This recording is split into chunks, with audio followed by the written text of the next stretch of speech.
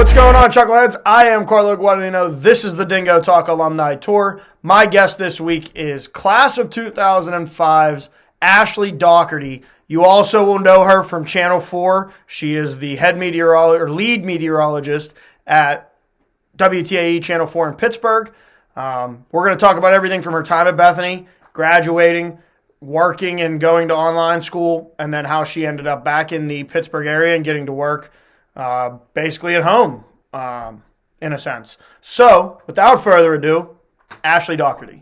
What's going on, Chuckleheads? I am Carlo Guadagnino. This is the Dingo Talk Alumni Tour. My guest this week is Class of 2005's Channel 4 Zone, Ashley Dougherty. Ashley, thank you very much for being on the show.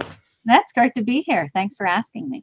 We're going to do this the same way we do it every week. Ashley's going to talk to us about everything from, 2001 at Mohawk to 2005 at Bethany, and then we will proceed down the line of everything that she's done since Bethany. So first and foremost, you played on the men's golf team. Yes. You were the first pole vaulter at your school, and you were a cheerleader. Yeah. So how did you? Yeah, I was all over the place. How did you find time to do anything? Yeah, and I worked, and you just make time. But they didn't back then, that long ago, late '90s. They did not have a girls golf team, so I just asked if I could join the men's team, and they permitted it. And actually, the men's golf coach was a woman, so that helped. So yeah, I did that. Yeah, so cheered and did track and field, pole vaulting. I was a lot better in high school than I was in college. Coach Upton might say differently. I have it from him. I brought the positive energy in college, but that was fun. High school was fun, and then I went to Bethany. So how did you get to Bethany? Why was Bethany the school that you ended up at? Yeah, so Bethany actually came to our high school, and I went and listened to the recruiter one day. And what drew me to Bethany was how great the communication department was, because they let you be involved with the TV station as a freshman, where most colleges made you wait until your junior year. So I like that. And I toured Bethany. I didn't want to go anywhere else, but as your parents are like, well, you have to apply other places. So I did, only because they made me. But went to Bethany all 4 years. Now, did you come in to run track as well? Like, was that part of the coming to Bethany, or were you really coming in as a traditional student for the comm department? So let me put this out there. Before Coach Upton, the track team, I joined the track team my freshman year. There were four of us. That's it. Four people on the track team. Coach was a great guy, just, really didn't know much about track and field. And so the next year, Coach Upton came, and then we slowly built the program. So by my senior year, there were a lot more. So that's, kind of, I feel like as a freshman, we didn't hit the ground running, but we had a lot of fun. So Coach Upton shared a story with me, and I'm going to see if I can pull this out of your brain. Which one? At the PAC championship. Oh my God. The 400 relay. The 4x4 during the whole season. You only pole vaulted. Didn't run. I didn't run at all. Not at all. I thought I was going to die crossing the finish line. What's going through your mind when Coach goes, hey, you're going to run the 4x4 today? Like, the 400 is like the hardest race, because you literally have to sprint it. I struggled. He can tell you the last 100, but I was trying so hard. I just by then I wasn't training for it, but we had a lot of fun. That my senior year on the track team was the best year. And that was actually, I was part of Zeta. That was our formal. And I got back from our last meet, and I took the entire 4x1 team. They were my dates. I was like, do you guys want to go to this dance with me? Let's go. Well, so you bring up Greek life. Was that something that you were interested in when you came to college that was like you were going to go Greek, or did you kind of, as most people in the Bethany bubble, I'm going to try it out? I really didn't know much about Greek life prior. But yeah, just kind of, how Bethany is. It's like, might as well. Yeah. And Greek life's fun. We had a lot of fun. I love being a Zeta. So on the academic side, you were a communications major. Mm-hmm. It was actually a double major when I started. I was education and communication, but then decided to just focus. I knew I wanted to be in television, so. What was the comm department like back then? Because you're talking about how there was the TV station was utilized a lot. You got hands-on right away. What was some of the things that you were involved in during that time, like on the TV station? Yeah, so Dr. Cook was the head of the communication television station, and it was great. He was like one of those teachers where he was like so hard on you, but he like made you so much better at what you were doing. You had to take like these little quizzes like on how to wrap wires and how to, and like you wouldn't think, you're like, but like working here, it's like you're so thankful you had like the easiest, those easy tools. Mm-hmm. But yeah, that was the one nice thing. You could start off. I didn't start on anchoring. I wasn't sure what I wanted to do in television, but I did pretty much every position: writer, producer. I did the anchor. Actually, the only position I didn't do was the weather. Funny enough. Yeah, but finishing college, I thought I wanted to be a director because I love directing and TDing at the station. But yeah, everything but weather. It's the only thing I did not do. Now, is that something that you would recommend for like the current students that are here now and somebody coming in that wants to do a TV or a radio position? Would that be, make sure you have to get into the writing and the directing and to see all the aspects? Yeah, that's so important because I think a lot of people think that TV life is just so glamorous. And I mean, my alarm goes off at 2 a.m. every day. It's not glamorous. It's not great. It's not glamorous at all. But yeah, doing all of the positions helps you have an appreciation because it's such a team effort to get a show on. Mm-hmm. And, you can help out when you can, step in when you need to. But yeah, I think it's so important to learn. And honestly, like one good thing about Bethany, not so much myself, but there's a lot of people in the television and radio business that are actually Bethany alumni. Yeah. Now, did they play a role? Did they help you? The alumni that you had when you were a student, did they help you in giving advice or, maybe a letter recommendation? They worked with you or saw some of your tape from here, or?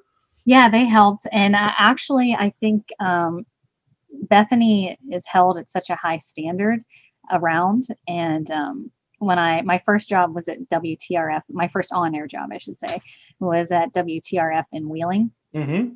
And on my resume, it said I went to Bethany. So they told me later on that that's why I got the interview, because I went to Bethany. So that was kind of interesting. This Ohio Valley.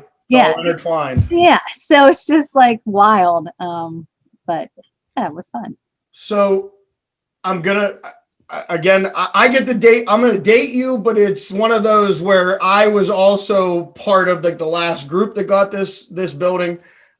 Is there anything from the town of Bethany that like the best memory? Did you guys still do the homecoming parade, like the floats and everything? What was your most, I guess, fondest memory? Oh man, that's a tough question. I don't know. I will say the one nice thing about Bethanians, I'm sure you can agree with this, is you still stay in contact with a lot of them. Like we do Zooms like once a month, a lot of the girls. And actually on St. Patrick's Day, when it was really nice, someone said, wouldn't it be nice? We would all be skipping class right now, sitting up on the hill or down by the creek, just drinking and enjoying the sunshine. Yeah. And that's all you needed, Bethany. You just needed to be a nice day, and it can take you anywhere. Yeah, but does Bubba still open? No, so Chuck passed in. Oh, that's sad. 17, And there are new owners. They're working on with COVID and everything. I guess the getting the licensing and everything has been a little bit of a struggle. But there are new owners. They're looking to open it back up. So we're all kind of we're all in a holding pattern. I more or less just want to see it open because I think it's a better. It's an experience. It's just part of the Bethany culture. Yeah. It's just like Chambers $1.25 sandwiches are. Absolutely. I don't even know. They might be $2 now. Well, the breakfast sandwich is $2 and the regular sandwich is just $1 now. Yeah, I mean, it's like they're so good. And all this is just white bread and lunch meat. And lunch meat. Here's a snack. Yeah, so good though. Did you hold any positions while you were in Zeta? Was there any exec positions, or were you more of a social? I held social chair my senior year. Okay. I forget what the other ones were, but yeah, social was probably the most memorable. It's a fun position to be in. It's a really fun position. And then my last question would be, why, if you were going to pitch to somebody why they would come to Bethany, what would your pitch be of why Bethany? Well, it's one really great thing about Bethany is because it's such a small school, you get so much attention. The education's great, the teachers are great. We do comprehensive exams, so that is kind of sets you above other people, because a lot of schools don't do that. And the community, I mean, you're making friends for a lifetime. You literally know everybody on campus, and that's not a bad thing, really. No. And it's just a lot of fun, just kind of like in the mountains. It's our bubble in the mountain. That's what it is. Yeah. Well, that's a good place. We're going to pause right there. I'm going to take maybe a 5-minute break, send it to my fraternity brother, an alumni, KJ Kieran Dunn with Maple Shades Outdoors. He's going to tell us everything about his company, and then we'll come back and we'll talk about that comprehensive exam and your time at Mississippi State, and then everything from there. Okay. So we'll be right back. KJ, take it away. What's going on, everybody? This is Kieran Dunn, founder of Maple Shade Outdoors. You're currently watching Dingo Talk with my man Carlo. If you're anything like me and you're really enjoying this content, you should like and subscribe his page. While you're on YouTube, you should probably just head over and like and subscribe Maple Shade Outdoors. Check out our page, enjoy some videos, some outdoor content. You might as well hop on Instagram, Facebook, follow us, Maple Shade Outdoors. Now that's enough about me. I'm trying to get back and watch the rest of Dingo Talk, so I'll talk to y'all later.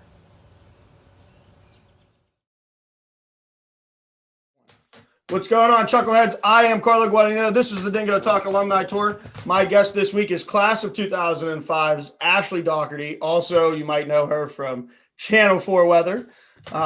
Ashley, again, thank you for being here. Yeah, great to be here. Thank you. We left off, we were talking about, what separates Bethany from a lot of schools is the big test that also connects every Bethanian in comprehensives. Yeah. So I wanted to ask you first, that week of studying before, what were your study tactics? When did you hit the wall of, nope, I'm taking it, it's done? Yeah. I did January comp, so I came in over break, and there were a lot of us at the Zeta house. So the first day was probably like the prep day, where a lot of flashcards were made, posters, just like everything. And then I can't remember the dates, but the next 2 days were like study hard. Then by like the fourth day, you're just like, oh God, I need a break. Yeah. And then like, honestly, by day 5, I'm like, either know it or I don't. So let's just do it. And then I think it's 2 days of writing, right? 2 days of writing and then the oral. So I remember being in there writing and my hand was cramping so bad to the point where I was like, I don't even think what I'm writing is making, like, it's not readable. It's here. And I know what I'm saying. I need to get it on the paper. That would be one thing. I'd love to see the old books. The old blue books. Yeah. But, I think like when you think of comprehensive exams, everyone's like, oh my gosh, how can you remember everything? But the departments are really good about breaking it down, like what you should be studying. And it really does help you when you graduate. Like you legit know what you were studying for. And it's the fact that we're able to, you know, for 4 years, you at other schools, I'm sure that you don't use your freshman year notes, let alone keep them. Yeah. Whereas you're taught from the day you get to Bethany, better hold on to that. You never know what could be on comps. You better hold on to that. I loved and hated that statement, because when I got further in, I realized, oh no, I'm holding on to, trust me. Yeah. There's a binder like this. I'm holding on to it all. Here's going to date me. So I remember in my oral comms, good. Everything was rolling. And they're like, one final question. You're like, of course. This was when blogs were new. I had no idea what a blog was. So like to say that now is like so funny, because even blogging's kind of outdated. Yeah, like, it's run its course. It's like, but I just remember like making up some answer because I was like, what is blogging? It's just like really funny. But it's crazy to see that that's where, you know, I mean, in 2005, blogging was a brand new, fresh in the communication field. And here we are in 2021. And I mean, I wouldn't say it's not utilized. It's just outdated. People would rather, they'd rather see the camera. They want that visualization. I don't want to say people don't like to read, but I think we've gotten to the point where we don't want to read. Yeah. And I will say this too. My senior year is when they put up a cell phone tower. So y'all had it real good, okay? Because we had to. There were still payphones around campus, right? Oh my gosh, we had them. I mean, I memorized calling cards. That's the only way you could call out. I mean, but it was like a love-hate, like, because you kind of could isolate. Yeah, you could get away where now you can't be away from anybody. No, there were no iPhones either. I mean, it was like old school flip, like razor phone. Well, and at that point, you're talking iPhones. There was just an iPod, and it was still a little chunky. Well, not chunky, but it was still. Yeah. It was still pretty heavy. You could get a nice arm workout out of that thing. So kids, you got it good now. So you finish comps. Mm-hmm. What's the feeling when you walk out the door? Oh, it is just like such a relief. And it's like, honestly, you're just kind of like waiting, like you think you did good, but then you're like, you know, you're kind of like waiting. And you know, it's really fun. Like you have, I'm sure you experience it. You have like a lot of your friends and fraternity or sorority brothers and sisters out there. It's just like a big party afterwards, because it's a lot of hard work and it is an accomplishment. So that's the best part, celebrating. The cool thing about Bethany is they give the seniors that you then have a week where, here, we're going to schedule this at noon. So whatever you want to do after that or before that, go ahead. But you got to be here at noon. You got to do the clock tower tour and, you know, go to the Pirates game, etc. But so you finish, you're relieved. You get that week of relaxation. When did you realize when did you start applying to grad schools, I guess, So actually, like, I think that's the scary part too. Like you're in college 4 years and you're like, like you don't really think about what you're going to do next. I didn't really have anything lined up. So I did a post-grad internship with the Washington Center. I don't know if they still do that at Bethany. It's really great. So I worked through the summer and went down to DC and did an internship. It was post-graduation, and I did that for, I went in September and finished in December, but that helped me get my first job at a station in Baltimore. I was a production assistant for, it was a political commentary. I didn't know anything about politics, like zero. Still don't even care to really talk about politics. It's like, but I just, I was the editor and I ran the cameras and I knew how to do all that because of my experience at Bethany. So it really kind of set the bar. And then, so you're working in Baltimore and how did you, so I guess my question is, how did you end up at Mississippi State? Oh yeah. So when I was working in Baltimore, I started in 2005, December of 2005, I started. Gosh, so long ago. And while I was working there, the meteorologists were around, and I was just kind of like curious and asking questions. They're like, we don't know why you're not doing this. They're like, Mississippi State has an online program. And actually my boss at the time, she wasn't the person on camera. She was like another assistant. She was still ahead of me, who's now like one of my best friends. She was doing the program. She's like, you just need to do it. Like, just give yourself, just try it for a semester. Yeah, because you can work and do online schooling part-time. So it was like 2 or 3 classes a semester. And that's how I got into it. And in television, they cancel TV shows, everything. So they canceled the show I worked for in November of 2006. So I wasn't even there a full year. And I was still in school, and I literally never made a resume tape. And the meteorologists like helped me make one. I did it in 5 hours. So like my voice was really raspy because I was in school, I was just learning like the science and but yeah, it took me about a year to find. I had to move back home, and I was a bartender at the local Italian club back at home. I worked for a paving company. I did secretarial work, just trying and like sending out my tape, looking for a job. But it took me about a year to find the opening at WTRF. And that goes to the people that are graduating now or getting into you're not going to put one tape out and somebody's going to see you and be like, oh my gosh, I have to.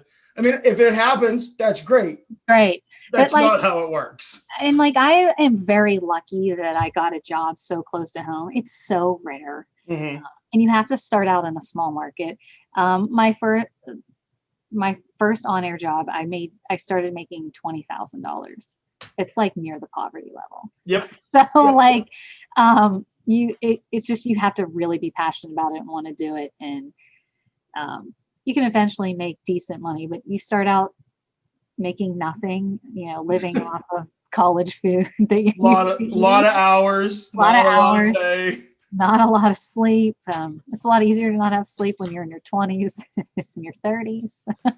I am getting close to the point of learning that you need the sleep. You need the sleep. Yeah. It's not like, a couple years ago, go out. It's okay. I'm going to crash here for like 2 hours. I'll be fine. Yep. No, completely. Not anymore. No, I need a solid 8. Solid 8. Solid 8 to feel good. If it's just under 8, I'm going to be okay, but we're not happy. We're not I'm at the point where I can function on 5, but anything under 5 is a little sketchy.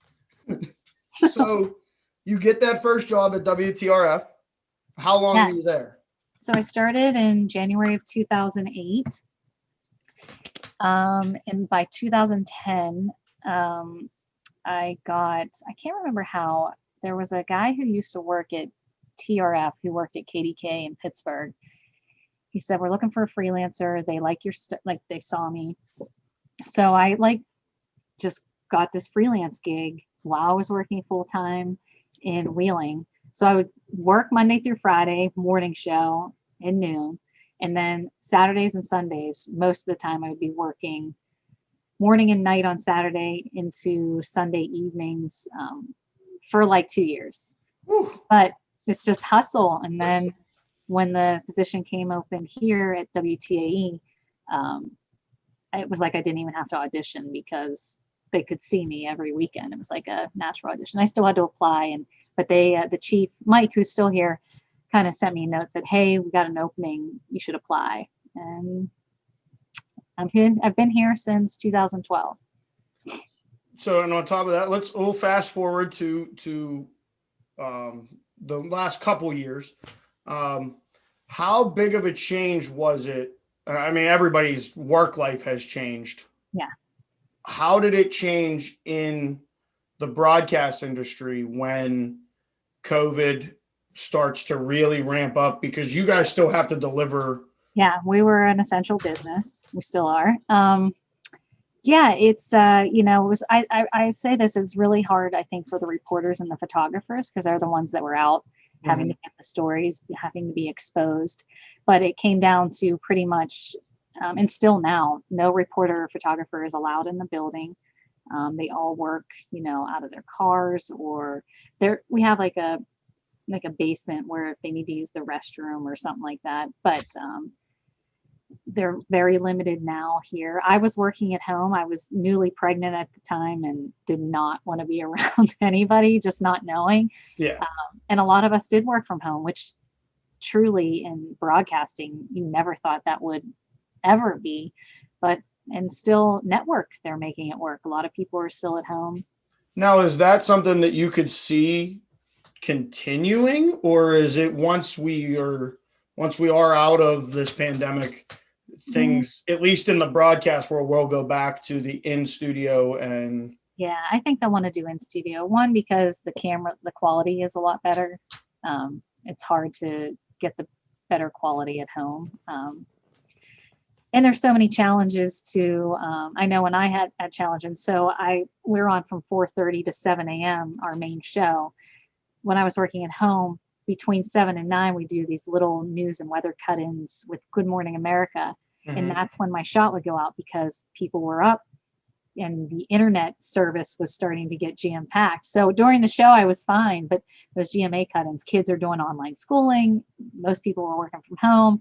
So that's a whole other thing. It's like are you going to have the connection and all that? It's just been a very, very bizarre year. So you talked about this sleep thing, and during the break, I made the joke. First, congratulations on being a new mom. Thank you. And I guess the 8 hours of sleep is just there's a suggestion. Gone. It's not real. Not real. No. So my son started sleeping through the night. I will say this, at 8 weeks, he's, oh my gosh, he's 16 weeks. He's 4 months. Oh my gosh. I can't believe. Look, see, sleep deprivation. It went like that. The last week, he's been up every hour on the hour because he's teething. So that's been real fun, on top of waking up at 2 a.m. anyways. And putting myself together. Yeah, but it's all worth it, I will say. So my last question, and then I have some people around Bethany that I was told, because you're on the show, I have to, Coach Up. We've already talked about Coach Upton. Yes. JC Cunningham wanted me to make sure I said hello. I love JC. Yes. Frankie wanted me to. He's normally here. I know. I can't believe he's not there, Frankie. The next time you talk to him, he doesn't miss a show, and the one show he misses is somebody that he knows. JC Cunningham said hello. The Chambers wanted me to give you a wave and say hello. Please tell them how I said hi. I will. But my last question for you is, if somebody's trying to get into the industry, and you've touched on a lot of things, you got to be willing to work, you got to be willing to put the time in. Is that the secret? There is no mysterious secret. It's just, you got to do it. Yeah. I mean, it's all about just how bad do you want it? I mean, how bad what are you willing to sacrifice? I mean, no 24-year-old really wants to get up at 2 a.m. to go to work. I mean, there's different reasons to stay up till 2 a.m.